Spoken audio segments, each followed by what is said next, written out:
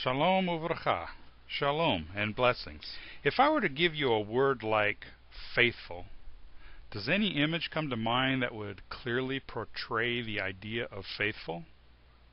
No, probably not, because it's impossible to create an image of faithful as it is an abstract word. An abstract is something that cannot be sensed by the five senses. Now, how about if I give you the word rock? Sure, that's easy, because we can easily imagine a picture of a rock. It's a concrete concept. A concrete is the opposite of an abstract. It is something that can be heard, smelled, tasted, touched, and seen. Every Hebrew word, phrase, concept, and idea is rooted in the concrete. Let me give you an example. In 1 Samuel 2 verse 35 we read, "And I will raise me up a faithful priest that shall do according to that which is in my heart and in my mind, and I will build him a sure house, and he shall walk before mine anointed forever." Now here we have the abstract word faithful. All of the translations available today recognize that their readers are Westerners, which are more comfortable with abstract concepts rather than concrete ones. For this reason, the concrete words and phrases and ideas of the Hebrew text are removed and replaced with abstract ones in the translation. Now, the Hebrew word behind the word faithful is the verb aman. Now, aman means secure. And each Hebrew verb can have several different forms. The nifl form is the passive, and it means to be secure, or we could translate that as firm. The hifl is causative, to make secure, and we could translate that as support. The phrase faithful priest in Hebrew is Kohen Ne'eman. Now this is the nifl form, so it literally means a firm priest. Now take a look at the phrase sure house. In the Hebrew that's Beit Naaman. Yep, it's the exact same verb and verb form that we just looked at. Naaman being the nifl form meaning firm. The idea of being firm is a concrete concept. And this can be seen in Isaiah 22:23. "And I fasten him as a peg in a firm place." Here again is the nifl form of the verb aman, ne'aman. But let's plug in the literal meaning of these verbs into the text and read it again. "And I will raise me up a firm priest that shall do according to that which is in my heart and in my mind, and I will build him a firm house, and he shall walk before mine anointed forever." Let's take a look at another example. Deuteronomy 1 verse 32. "Yet in this thing ye did not believe Jehovah your God."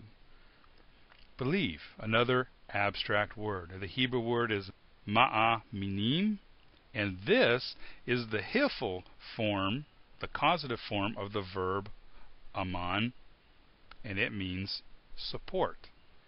So let's put that in the verse, give it more of a concrete flavor to it. "Yet in this thing you did not support Yahweh your God."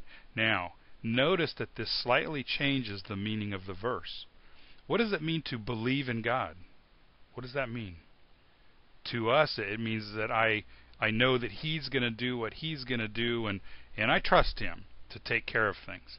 But now, when we put the concrete meaning of that Hebrew verb in there, it now shifts the responsibility onto ourselves. If I say, I support God, that means that I have to do something to support Him. I'm often asked, how do you know the Hebrews thought in concrete? That's a fair question.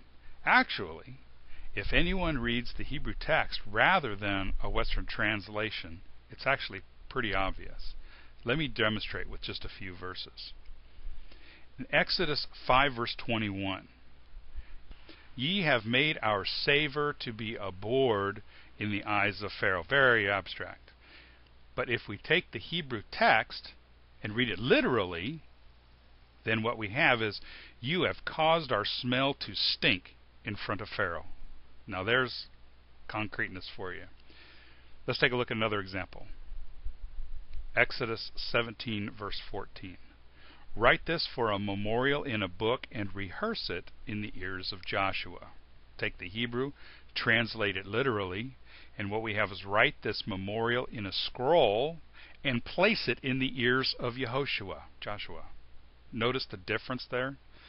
The Hebrew concretely says write it on a scroll and then place it in the ears. Now, while this is a literal translation, does it have to be understood literally? No, because the Hebrews were very figurative. This is how they expressed abstract ideas.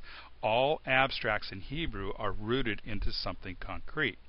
So in the case of this verse, they don't necessarily physically, literally take the scroll and stick it in his ear, but they read it and take the words that are written on the scroll and place them in the ears of Yehoshua. Okay, another example. Exodus 40 verse 13. And thou shalt put upon Aaron the holy garments, and thou shalt anoint him and sanctify him, that he may minister unto me in the priest's office. Alright, again, let's take the Hebrew, translate it literally into English. And you will dress Aharon with the special garments, and you will smear him with oil. And you will set him apart as special, and he will be adorned for me.